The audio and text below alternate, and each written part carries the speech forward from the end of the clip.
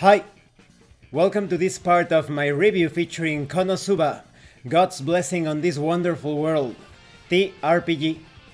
If you haven't seen the other parts of my review featuring this role-playing game based on the popular Isekai series, please check out the playlist in the description below. This time we are going to talk about quests, enemies, and traps. Let's start with quests. Each quest is composed of a name, the type of quest, that is the broad category of the quest, such as eliminate or explore. You also have a limit. This is the quest's deadline, starting from when the quest was accepted. Generally, time doesn't pass during scenes, but for things like travel and resting in towns, the game master may decide that an amount of time has passed and that the quest's deadline is drawing nearer. Then we have rewards. That is, the rewards earned upon quest completion. Then we have requirements, the conditions for undertaking a quest. Unless it says otherwise, a party can accept a quest so long as at least one member meets the conditions. And unless it says otherwise, the reward is split among all player characters. Typically, rewards are set with the assumption that there are 5 player characters. So you could say that quests are balanced for 5 player characters. You could make them easier or harder depending on how many players are participating. Then we have the details of the quest, the clear conditions, and the quest effects, which are special rules that come into play upon taking a quest. If there are no quest effects, this section is omitted. Now, I am going to avoid spoilers when it comes to describing some of these quests. I'm going to give you the title of the quest, but I am going to avoid any more particular details. So we have things such as Wanted, practice partner for magical experiments. We also have Slay undead cropping up in the public cemetery. Then we have Slay the giant toads, or purify the lake's water. Some of you will probably recognize some of the situations that you see in the anime or manga when comparing them to these quests. Now, when it comes to enemy rules, there's information on enemy types and enemy skills. Enemy is a catch-all term for any characters hostile to the players. In Konosuba TRPG, this includes the monsters inhabiting the dungeons and areas outside the town, as well as vegetables cultivated in fields. Enemies may also be demons or demi-humans who are part of the Demon King's forces. So yes, remember that the Gather Cabbages Flying into Town quest is a thing. We have already mentioned that enemies are non-player characters. They are either guests or mobs or extras. Guest enemies are called solo enemies. Extras who are enemies are used purely for roleplay and need no data backing them up. Solo enemies have nearly all the same information as player characters, while mob enemies are more simplified. Mob enemies don't have ability scores. When they need to make checks, you simply use the value listed in the check section. The number before the slash is for their own basic check or active check actions, and the number after it is for when they make reactions in opposition checks.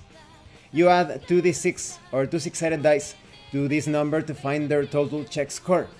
Aside from skills, items, and cheats, mob enemies cannot perform protection, according to the combat rules, and mob enemies do not have a max MP value.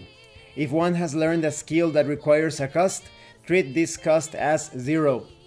So you have details describing the dice rolls for the enemies, the names, the types, the elements, the levels, the ID scores, that is for identification checks purposes. You also have details on ability scores, the attacks, the dodge and defense, HP, MP, action, move, enemy skills, description, and loot, which comprises the items that you can obtain after defeating an enemy, of course. Let me give you some details on a few of the enemy skills. You have Amphibious, a skill that expresses your ability to handle both land and water due to being an amphibious creature, having some special magic applied to you, or simply being skilled at swimming. There's also Darksight, the skill to act in places without light, using powerful vision or some other special sense. Then there is Drain Touch, an old favorite, the skill to absorb a target's life force via touch. We also have Summon, the ability to call forth other creatures into battle, and the Flight ability. You are considered to be in a flying state. Remember that depending on the situation and according to the Game Master, the Adventurer character class can learn some of these enemy skills. Let's talk about some of the enemies. I am going to avoid spoilers because these enemies have some special things to them, and if I were to describe them, it would render the identification check pointless. We have lesser cabbages, kobolds, false demons, ghosts, bandits. Now there is an error here. As many of you know, in Konosuba, the majority of the orcs are female. There are only 2 male orcs if I remember correctly, and they are terrified of the female orcs because there are so few male orcs. They are lunatics. They are constantly looking for someone to participate in some sexual activities, so to speak. So here is an error. It says that all orcs are male, but they are mostly females. You also have the Undead Knight, the Zombie, the Giant Bat, the Earth Golem, the Goblin Leader, the Zombie Maker, the One Punch Bear, and the Newbie Killer. This is just a small sample of the creatures contained here. Now let's talk about traps and objects. There are 3 types of traps: triggered traps, enchanted traps, and continuous traps. Triggered traps are traps that spring when a character takes an action, such as opening a door, unlocking a lock, or stepping on the floor. Enchanted traps can be placed on objects, enemies, or other traps. Enchanted traps will keep on triggering until they are disarmed. Then we have continuous traps. They have, of course, continuous effects for as long as a character is in contact with the traps. These include things that block characters from taking actions or that deal damage to them. Continuous traps can be placed on partitions. Let's talk about objects and partitions. An object is any item that might be inside of a dungeon, such as a door, treasure chest, or statue. A partition includes things like walls or floors in dungeons.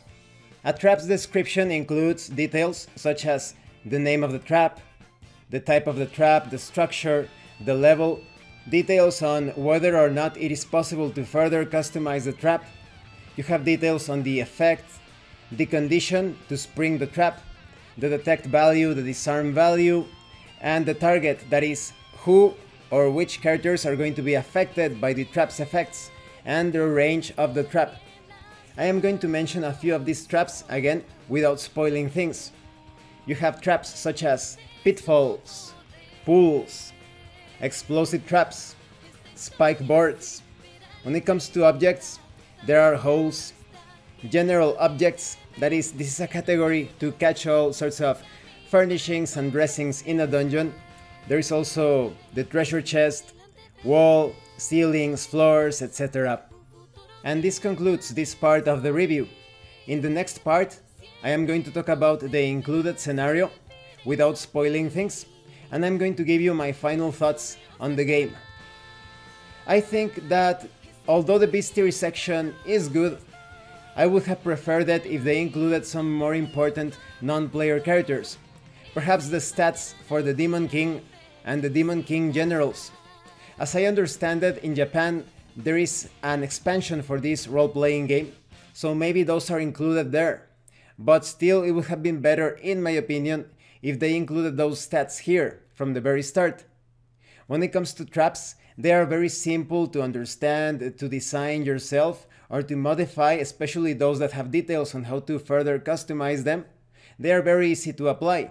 And when it comes to quests, it's also very simple to take any of those quests to have it as a sort of centerpiece for a scenario. And many things could happen during that quest.